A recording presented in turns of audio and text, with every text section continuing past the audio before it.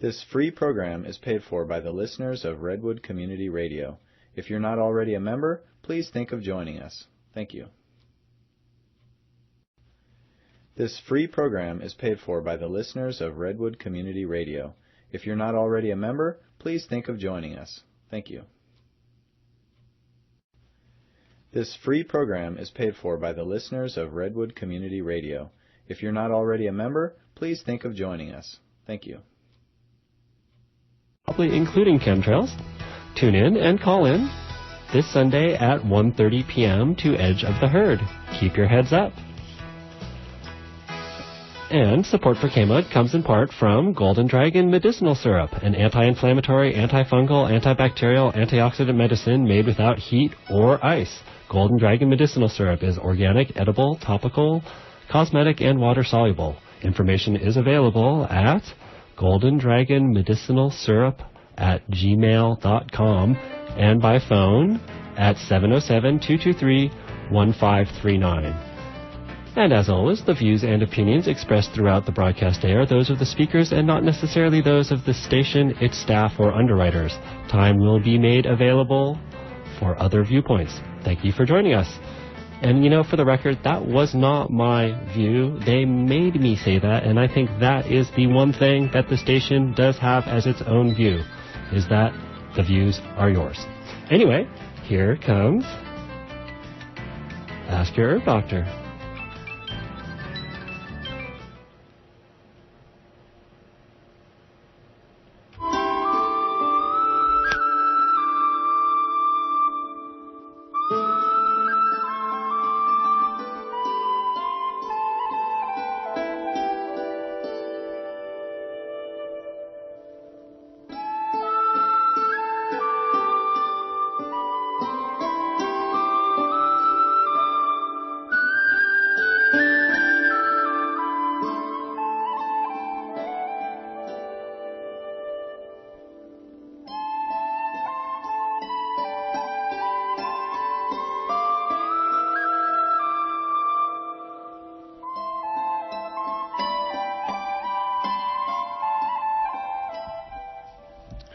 Well, welcome to this month's Ask Your Herb Doctor. My name's Andrew Murray.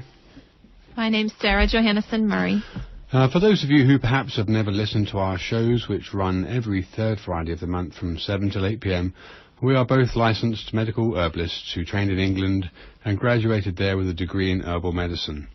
We run a clinic in Garberville where we consult with clients about a wide range of conditions, and we manufacture all our own certified organic herbal extracts, which are either grown on our CCF certified herb farm or which are sourced from other USA certified organic suppliers.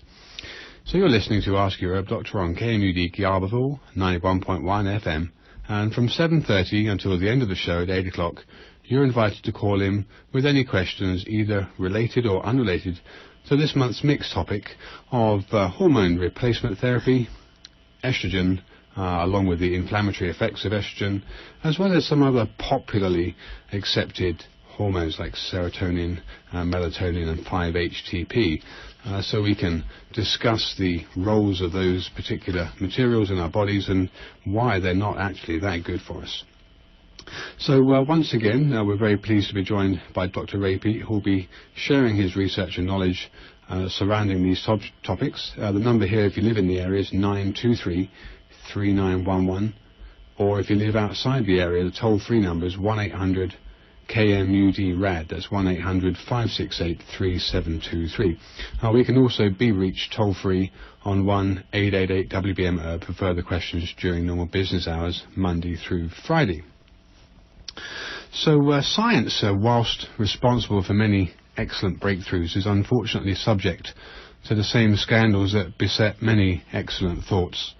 While studying physiology myself, I, like many others, was subject to what I now understand as an indoctrination, if you will, into an erroneous state of pseudo-fact, and that one of those things was the receptor model used in physiology, with one particular hormone, namely estrogen, which will be the subject partly at least of tonight's discussion with Dr. Peat, this being a perpetrator of much deceit on the behalf of Big Pharma. Why was HRT so promoted, and how did the truth behind estrogen effects get so covered up? Well, this question and many other answers will be opened up in tonight's Ask Your Herb Doctor, including the facts surrounding the melatonin, serotonin 5-HT craze. So thank you once again, Dr. Peat, for joining us on the show. Okay. Again, as always, we always get comments from people after the show. I know a lot of people that listen to this show have either emailed us or contacted us regarding information that you've been sharing, and how they can get hold of more information so they can be a little bit better informed. Now, as usual, some people will have tuned into the show and may have never heard of you. Would you just open up with your background, your scientific background? Okay. As a kid, I was interested in science, but I would read old medical books and encyclopedias and such, and I very early got the impression that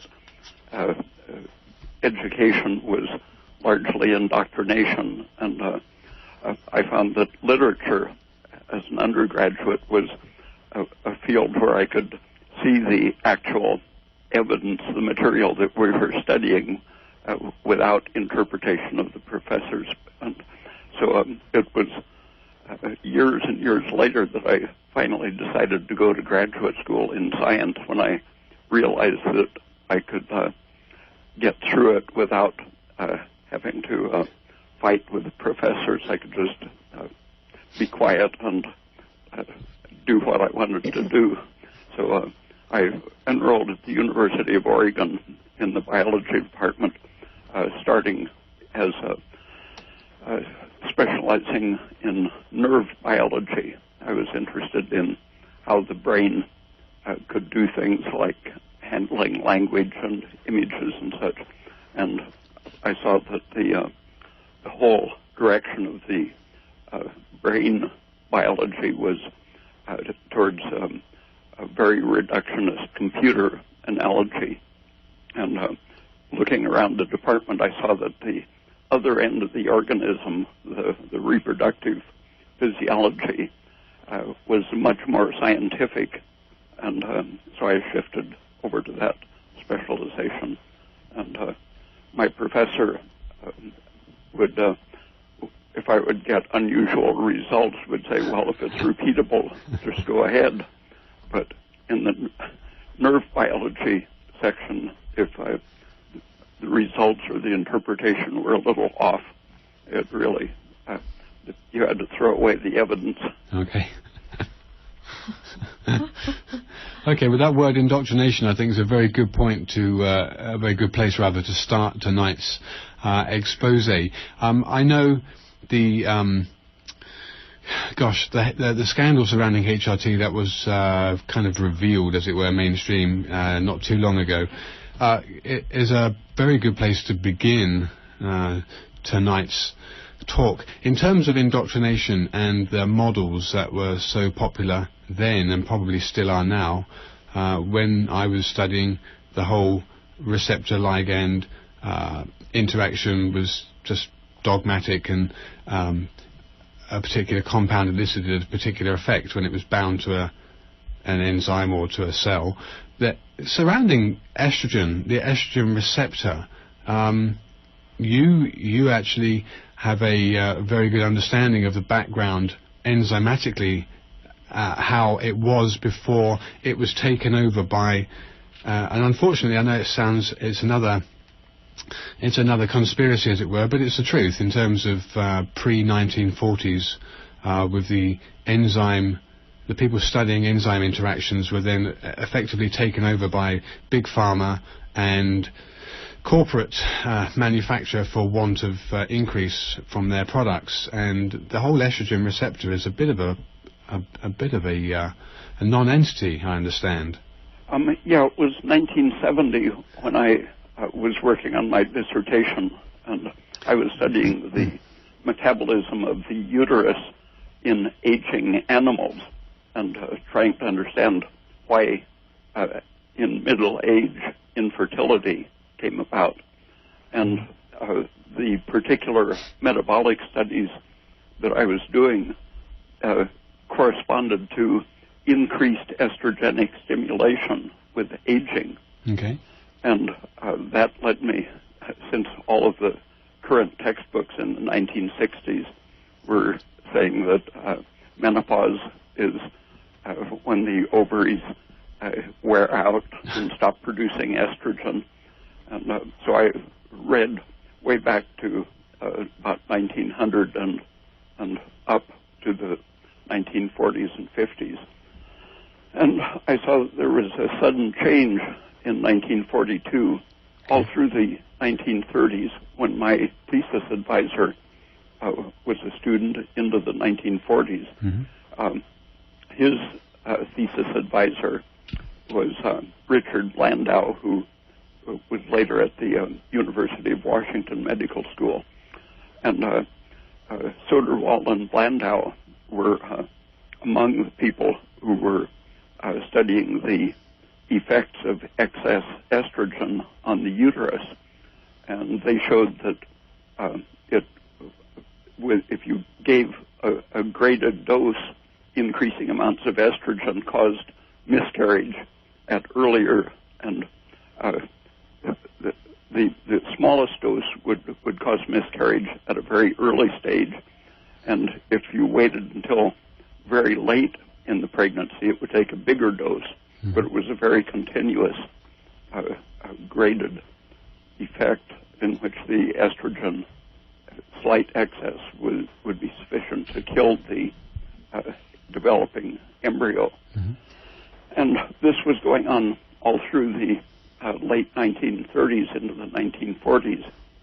And the hormones of the ovary were identified in the mid-1930s as the very major substance produced in the ovary was progesterone, and estrogen was a minor substance. Okay. But it turned out that other people doing research on how estrogen worked at this time saw that soot, just put a spoon in a candle flame and then extract it in a solvent, mm-hmm. you could get hundreds of different estrogenic substances out of just soot. Wow. And this was wonderful for the drug industries because everyone could find an estrogen to patent. But there was only one natural progesterone, and so that was not a viable drug, mm-hmm. Because no one had a patent on it. So by 1942, the 13 major estrogen companies had their synthetic estrogens. And the situation scientifically was that estrogen caused infertility. Right. It was associated with aging. Mm-hmm. But since they had products, they said, here we have the female hormone, and being female means being able to have babies. Mm-hmm. And so estrogen must be what causes women to have babies. And they wanted to sell it for some popular use so they could sell it to millions of women. Mm-hmm. And they came up with the idea that it would prevent miscarriage, even though the science said the opposite. And they got a team, man and wife, at Harvard to promote the idea that diethylstilbestrol, DES. Mm-hmm. DES, which is just awful. Yeah, that it would prevent miscarriages. And so they were prescribing it for years to women to prevent miscarriage and to make a healthier baby and so on. Mm-hmm. And it turned out, probably they never would have had to stop selling it, even though it was causing cancer and deformity. Mm-hmm. But they, about the same time it was getting recognized that DES causes cancer and doesn't prevent miscarriage, but actually increases the risk. They were getting interested in a new product to sell to even more women, the birth control pill. So when they decided that the time was right, in the 1940s, they didn't want their drug company known as the abortion producer. But by 1959 or 60, abortion was becoming, or contraception was becoming acceptable, but still abortion was a taboo. Mm-hmm. So they invented a story saying that if you take estrogen, it will suppress your body's estrogen and prevent miscarriage by lowering your estrogen. And so they came out with the contraceptive so-called abortion pill, just as it was recognized that DES was causing miscarriages and cancer. So they lost one product, but immediately came out with another falsified story to sell the birth control pills. Mm-hmm. In terms of the dogma behind receptor physiology, what is the truth behind whether or not estrogen binds to a specific receptor and the lies surrounding the so-called science that was produced in order to support the estrogen industry? These people who were doing the real science were trying to explain why estrogen had these toxic effects. Right. And they saw that natural estrogen was imitated by these polycyclic aromatic hydrocarbons in soot, which were famous and recognized as carcinogens, and estrogen was known to be carcinogenic. And so they were studying the properties of soot and estrogens and finding that given estrogenic properties, the substance was also tended to produce inflammation and cancer. Very close association electronically in the nature of the molecule. And these were activating enzyme systems in particular ways according to the exact nature of that inflammatory, carcinogenic, estrogenic electronic configuration. And this was reaching a peak in the 1950s, and the government moved some of their investment from chemical warfare into endocrine research. The opinion of many people is that the intention was to use it for population control. The Nazis had been using estrogen on people in slave camps and such. But the U.S. government got very interested in estrogen after the Second World War, and they gave a big grant to a group who it's an ongoing tradition of a group associated with University of Chicago, Michigan, and Lawrence Livermore Radiation Lab, and UC Berkeley. The project that was funded for Elwood Jensen was the leader of it. He had been working in chemical warfare and wanted to create a new idea for how estrogen worked that would not involve all of this interesting chemistry, which explained why estrogen was a very intense toxin, carcinogen. He wanted to say that all it does is activate the female genes, that women are characterized by having a uterus and breasts, and the function of these is governed by their genes, their female genes, and these genes are activated in their particular organs by estrogen somehow turning a switch that would only activate those female genes and not involve all of this nasty chemistry of cancer and inflammation. But they knew that soot caused cancer in the late 1800s from the chimney sweeps. But that was exactly what Jensen wanted people to forget by saying, just forget all of this enzymology and chemistry that people have been working on, which in such elegant ways showed the similarities of the carcinogens and estrogens. Mm-hmm. But he wanted to say that it's like a lock and key. The female organs have a very specific lock, and the estrogen is a key that sticks only into that lock. And estrogen receptors are now known to be found all throughout the body, right? And in men. And in men. Yeah, there you go. But no one was, at that time, the real science was thinking of the whole cell and the whole organism as the responsive unit to things like estrogen. Right. But Elwood Jensen he was arguing that there was just one little switch molecule in the cell which would neatly turn on only the female genes, and so it wouldn't have the possibility of any of these other actions.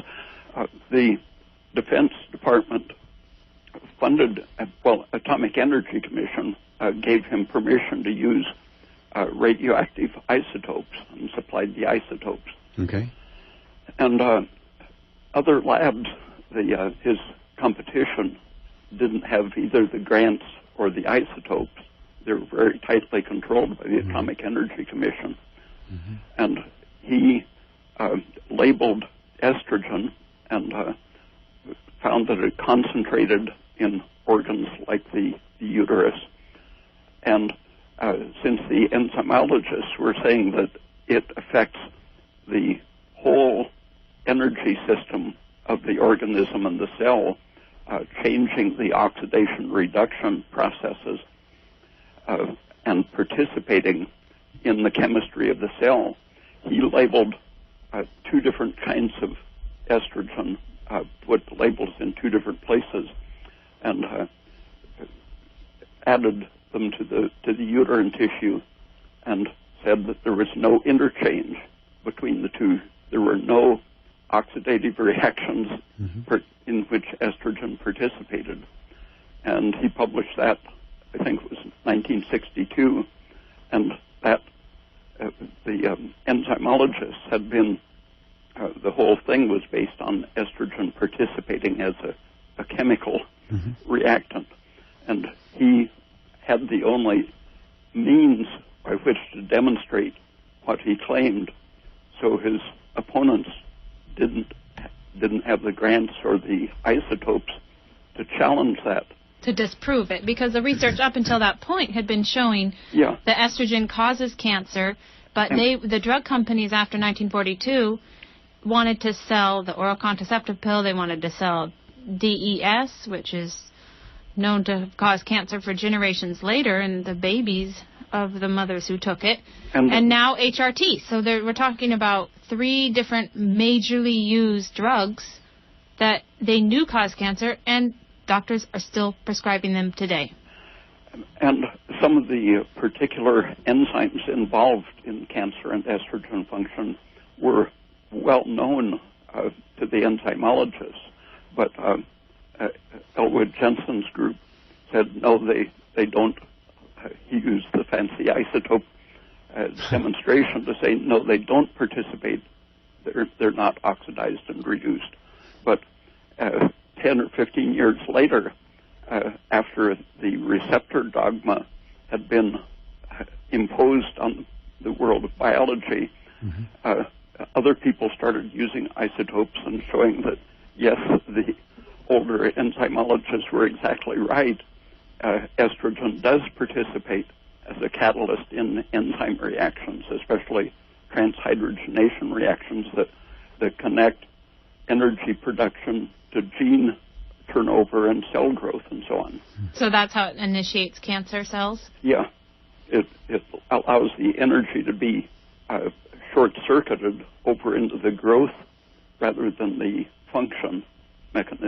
So the cell stops functioning and doing its normal cellular functioning, and just the estrogen turns on the cell growth processes. Yeah, it drains the energy right out of function into growth. Very scary. Okay, one sec. You're listening to Ask Your Herb Doctor on KMUD Garberville 91.1 FM. From 7:30 until the end of the show at 8 o'clock, you're invited to call in with any questions, either related or unrelated, to this month's topic or mixed topics of estrogen, DHT, serotonin, and those hormones that are particularly bandied around by doctors and the mainstream as being helpful and beneficial, when in fact the science is there quite clearly to state the opposite.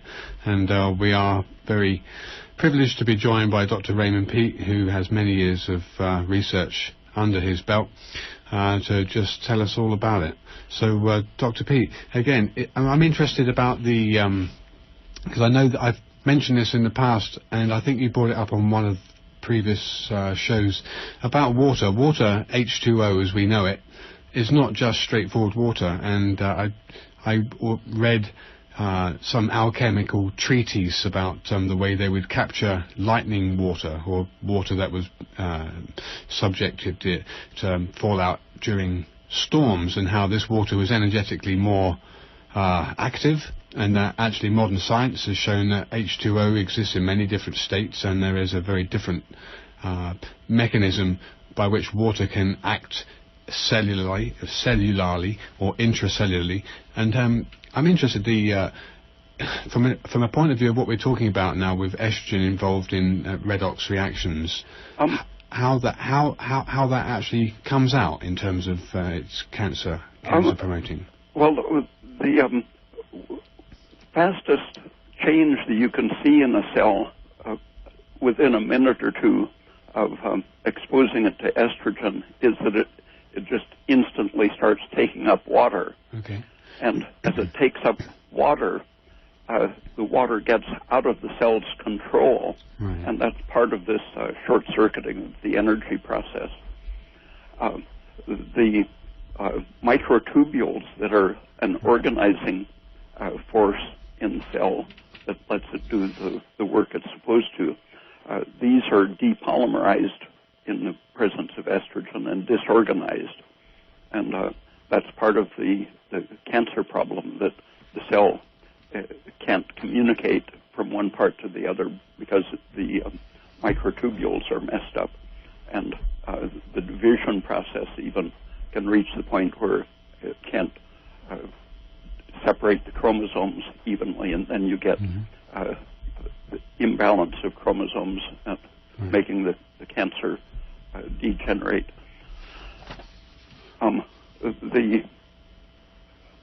The water is it's normally under control of adjoining surfaces, so that it's very unlike bulk water, but in the presence of estrogen it becomes bulk-like. So that one of my experiments at the university was to put an old uterus, a young uterus, and an estrogen-treated uterus in an MRI machine. And we could show that the old uterus and the estrogen-treated uterus had loose water, disorganized water, that could be distinguished from the young, healthy uterus. Interesting. Okay. It's coming up close to 7:30, so I just want to let people know that from any time on, people are welcome to call in with questions related or unrelated to this month's show. So far as other hormones are concerned, the whole hormone replacement therapy, just give me your opinion of the HRT's effects and why it was eventually taken out. Well, when the well, it's still not taken out. People still. It's in England. It's not as popular. In England, there's a big kind of backlash against it. The industry succeeded so greatly in turning science completely upside down in the case of estrogen that took a lot of other hormones with it. progesterone was suppressed and ignored because it would cure the things that estrogen was claimed to cure, but actually caused. And it couldn't be patented, as you said. Yeah. and prolactin had many toxic effects that were well recognized, but since estrogen increases prolactin, there was a great pressure not to think very much about what it means that prolactin causes bone loss and contributes to osteoporosis, but it wasn't popular to think of the fact that estrogen increases prolactin.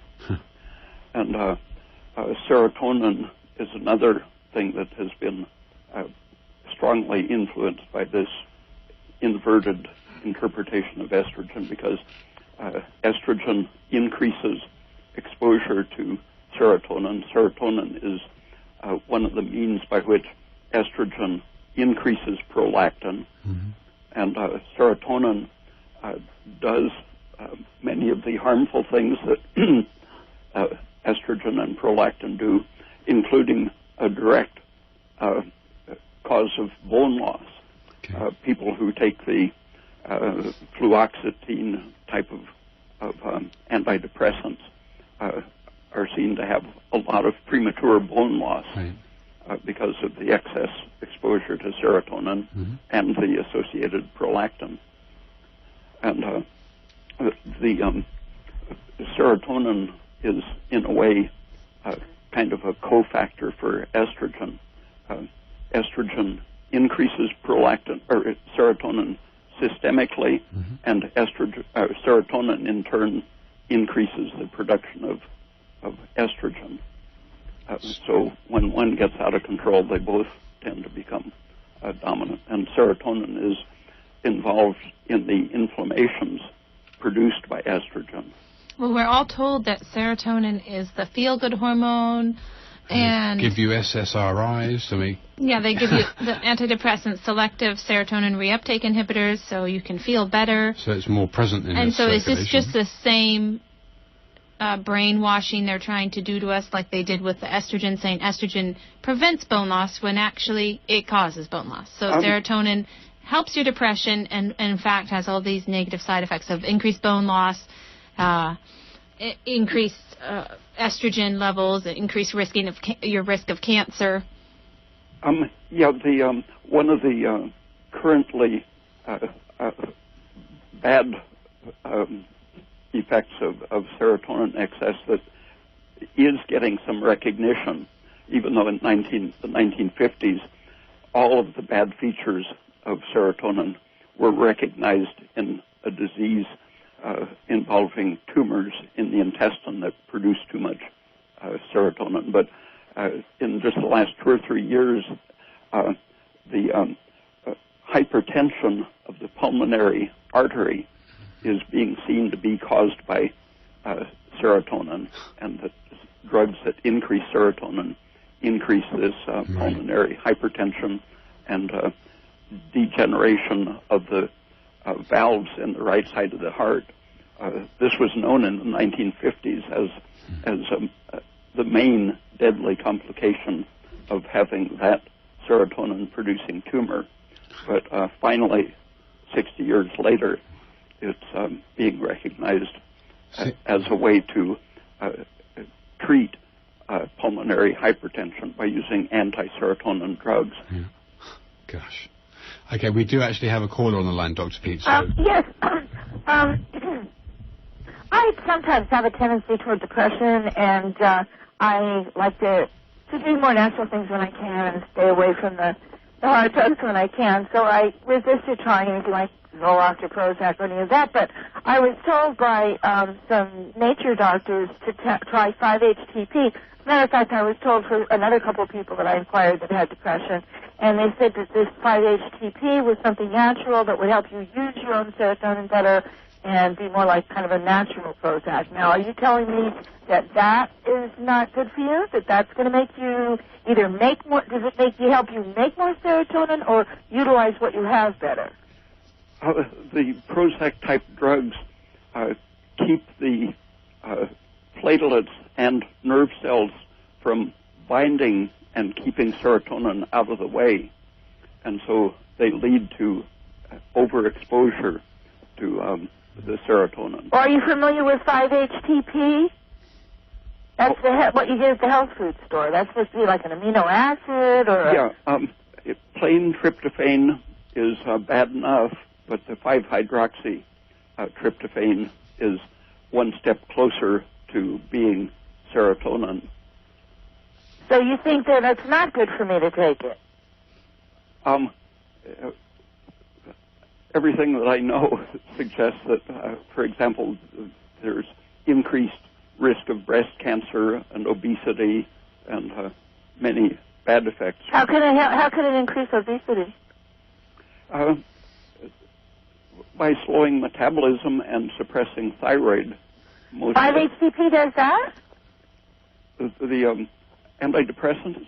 Well, no, I don't mean like Prozac. I'm just talking about 5-HTP. It's an amino acid that it hasn't been studied as much as the antidepressants, but it works to raise your serotonin. It's basically providing you the precursor, and your body makes more serotonin out of it. So the effects of serotonin in excess are going to be increasing estrogen, which slows your liver's metabolism. That can slow your thyroid down. That can lead to obesity. It can promote, by increasing estrogen, it can promote cancer. And yet it says it elevates your mood.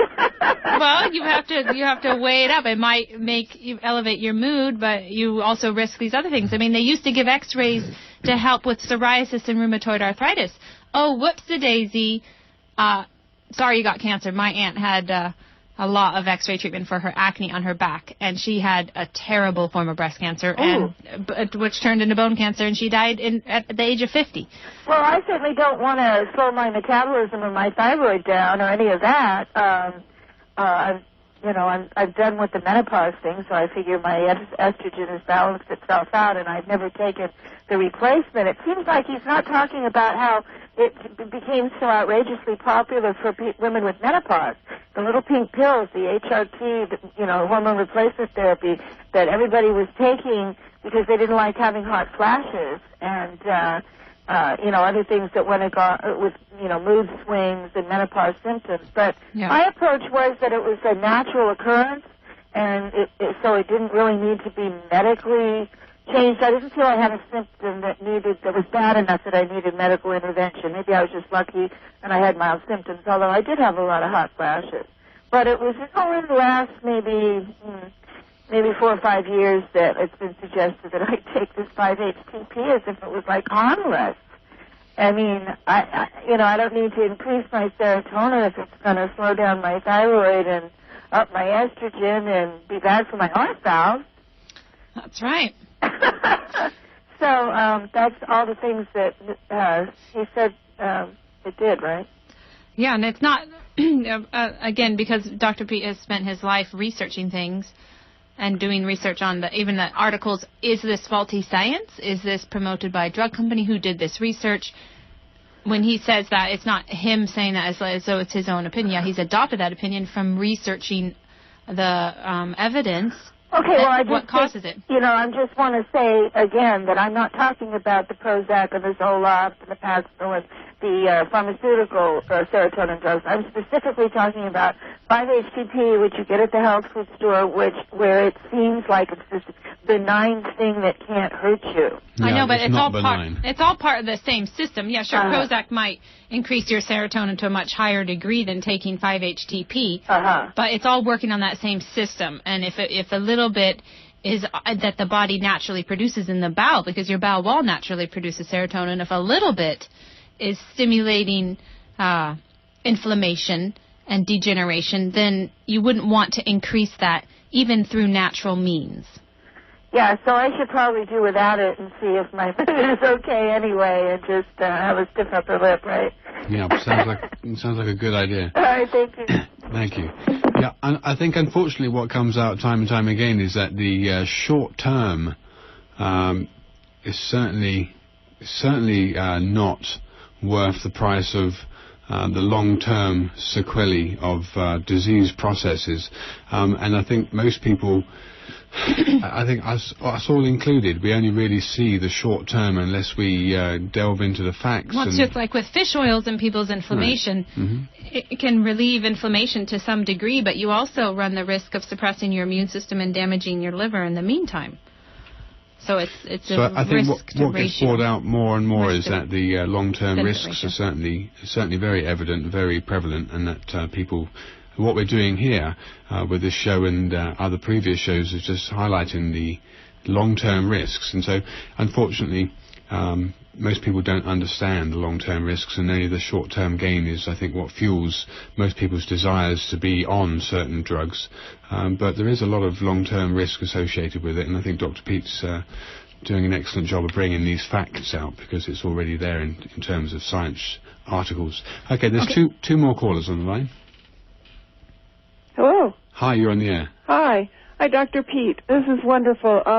I've talked to you before, and I've gotten completely off of my serotonin reuptake inhibitors, and I wanted to say that I read a bunch of articles on your site, and I have to tell you that one effect of stopping taking these Prozac and these serotonin things is that I've now been able to stop using steroids in an inhaler. My asthma has gone away completely. All right, well done. And I just wanted to make sure that I read your website right, because I think you said there that serotonin does relate to asthma, and nobody ever told me that, but I'm completely off my inhaler, and it's only been a month, so I just wanted to tell you that and ask a question about that.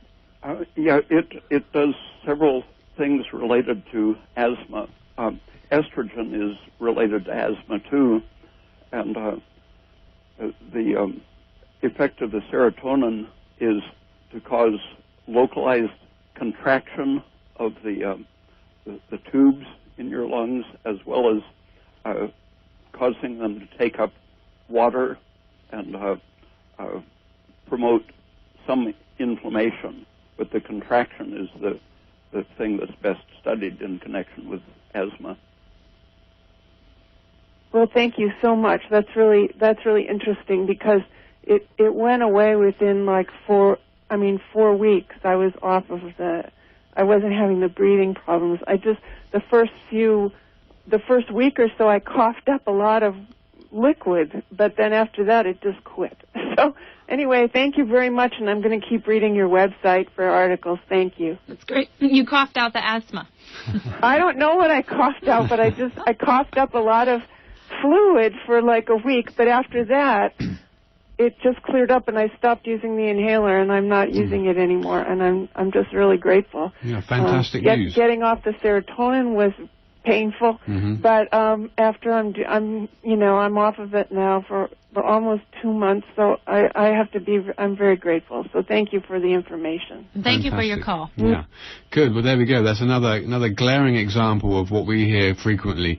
So yeah, if you want to listen to Dr. Peat, the truth is out there if you open your ears.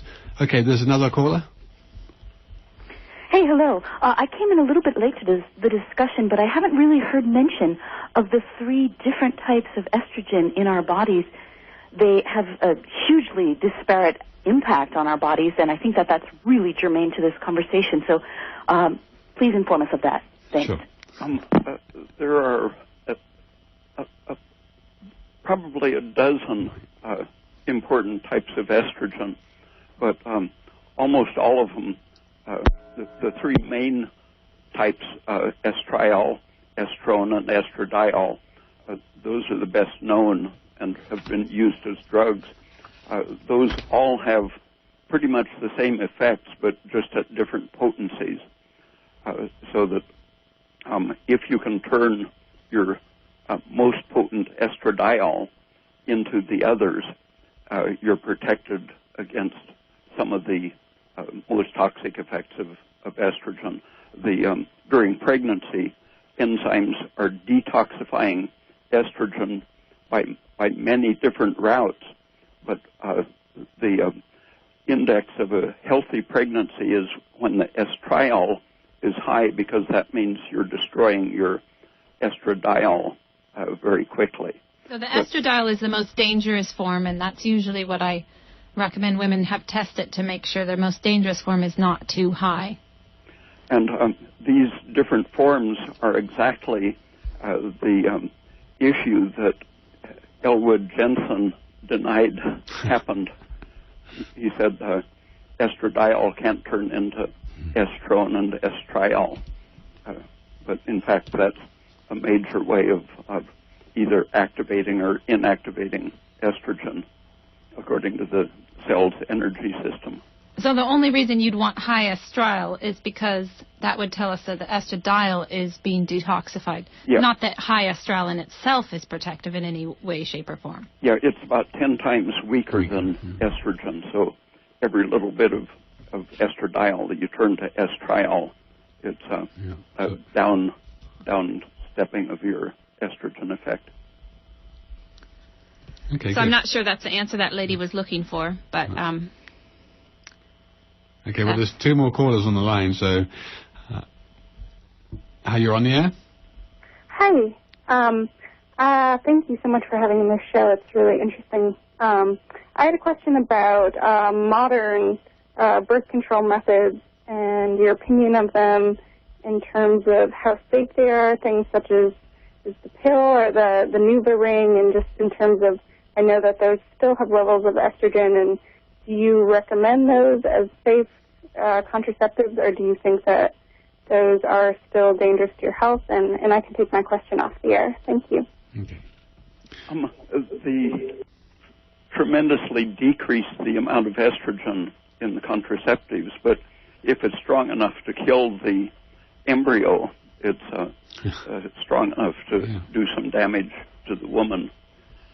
And about 30 years ago, there was quite a bit of agitation among women's groups for FDA approval of the traditional cervical cap, which the ideal thing was made by a metal worker or a dentist with a metal casting outfit.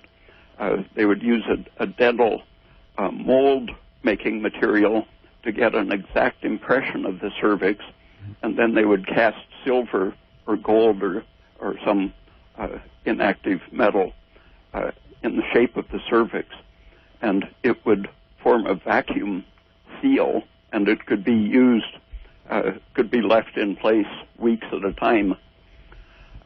And under the pressure from the women's groups, the FDA gave its approval to a rubber so-called cervical cap, which was actually shaped more like a baby bottle's nipple, with a huge projection chamber on the end, which was supposed to be filled with spermicidal goo. Gosh. And that immense structural projection caused it to almost instantly be displaced. And so they were terribly unsuccessful. It was just like a way of inserting spermicidal cream or jelly. But the FDA approved that, but wouldn't approve the one that actually worked, because I think it was because they were simply working for the contraceptive pill industry. And then as far as the IUD, they now have IUDs that have hormone, that secrete a small amount of hormone inside the uterine cavity. So that would be the similar situation. The signal from inside the uterus travels through nerves and other conduction up the fallopian tube to prevent the ovary from producing the amount of progesterone that it should. So any kind of IUD, with or without hormones, will create a hormonal imbalance, which is what is the main thing accounting for the prevention of pregnancy. And then thereby increasing your estrogen and increasing risk of cancer. Yeah.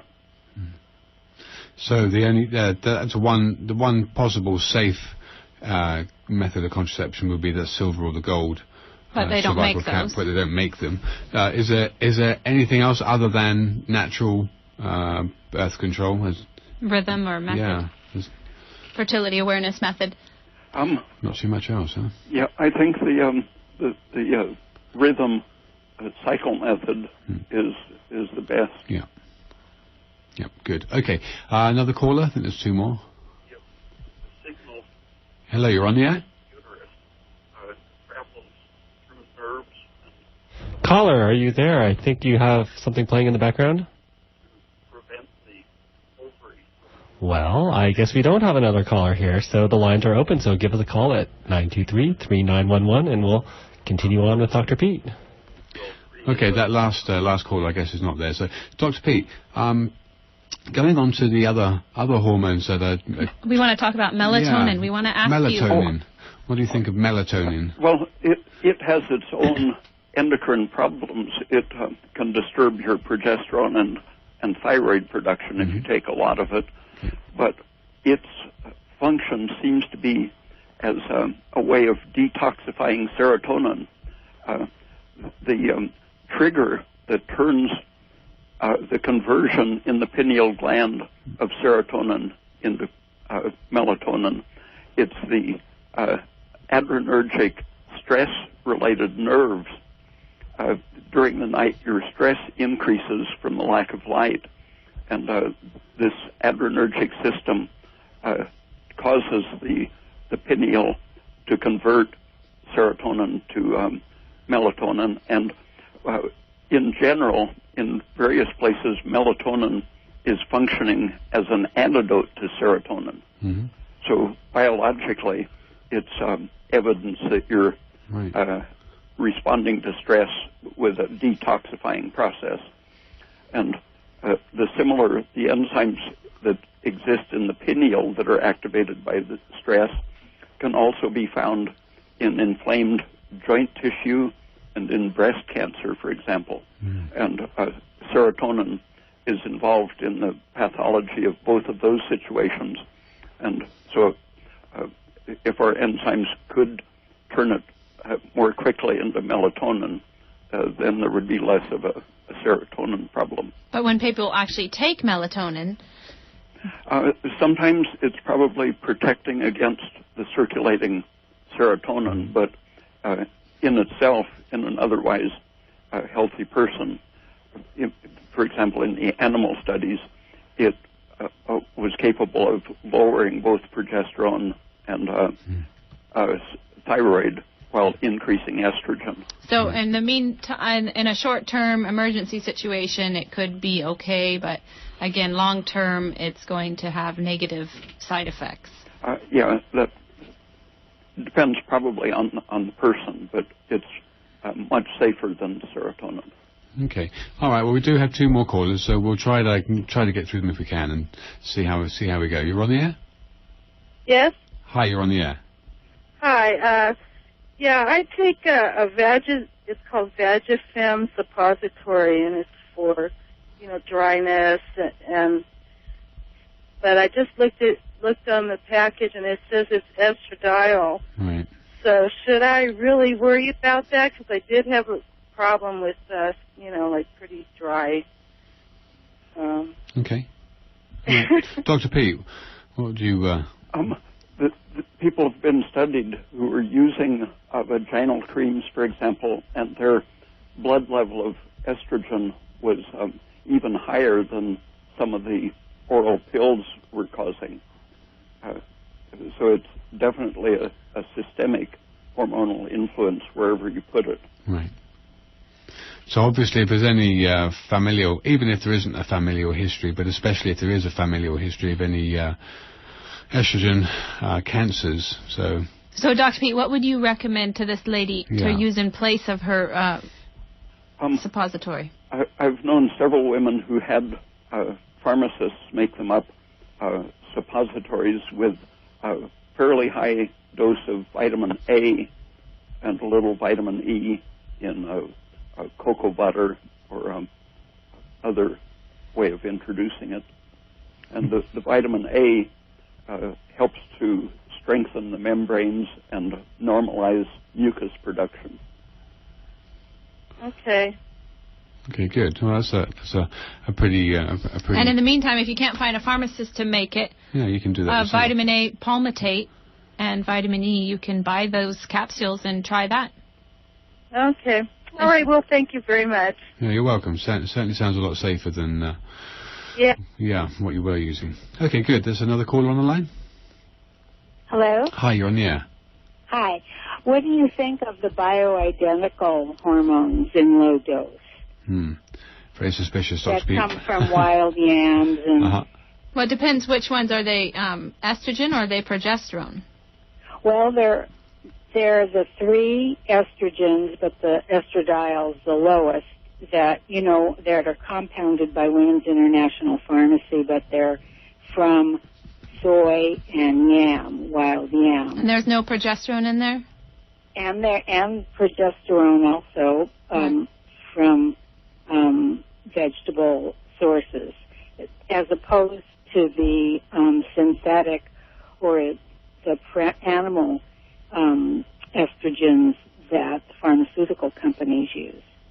So, Dr. Peat, what would you recommend to this lady? Well, what is his opinion of the bioidentical hormones? All of the hormones that are bioidentical can have, they have to fit into the system in a balanced way, and it's okay to have a physiological amount of any of these: serotonin, estrogen, melatonin, and so on. But when you supplement estrogen or serotonin, you're most likely increasing something that's already excessive.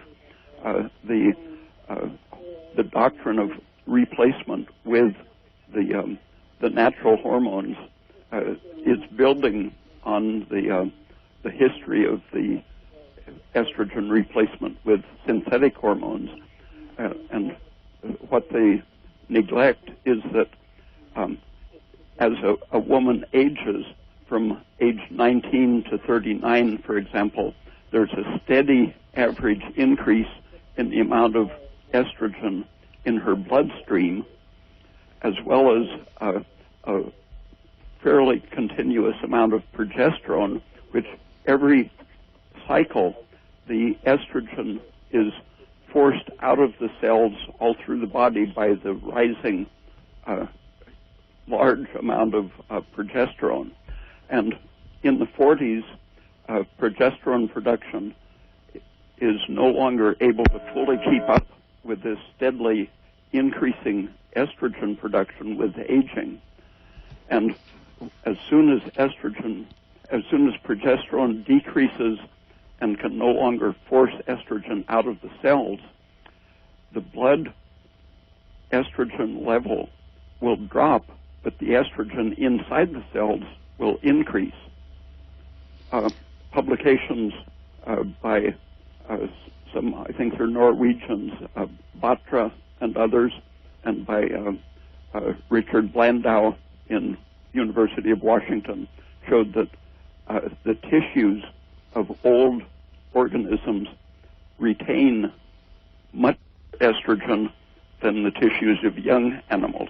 And the fact that you don't find it in the blood is simply because estrogen sticks inside the cells in proportion to the deficiency of progesterone. So that was probably the reason why they recommended it, is because of low blood levels. And so Dr. Peat's advice would be to not use it.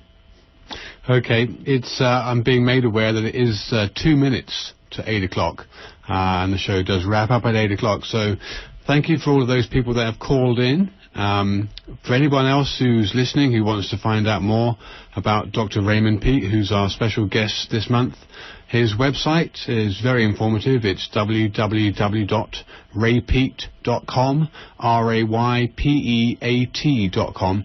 Thank you so much, Dr. Peat, for joining us this evening. Okay, thank you. Okay. Thank you. And for all those listening, we can be reached during normal business hours, Monday through Friday. We have a number 1-888-888-888. WBM Herb, which is 1-888-926-4372.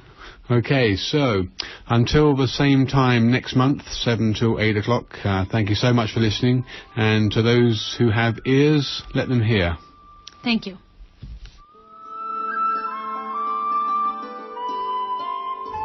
And support for KMUD comes in part from Golden Dragon Medicinal Syrup, an anti-inflammatory, antifungal, antibacterial, antioxidant medicine made without heat or ice. Golden Dragon Medicinal Syrup is organic, edible, topical, cosmetic, and water-soluble. Information available at Golden Dragon Medicinal Syrup at gmail.com and by phone at 707-223-1569. We are KMUD Garberville, 91.1 FM, KMUE Eureka Arcata, 88.3 FM, KLAI Laytonville, 90.3 FM, and FM translator K258BQ Shelter Cove, 99.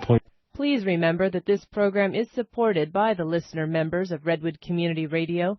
If you like what you hear, please consider becoming a member of KMUD or renewing if you've already joined. A regular yearly membership is $50, but we accept any amount. Help us keep free speech alive. Please remember that this program is supported by the listener members of Redwood Community Radio. If you like what you hear, please consider becoming a member of KMUD or renewing if you've already joined. A regular yearly membership is $50, but we accept any amount. Help us keep free speech alive.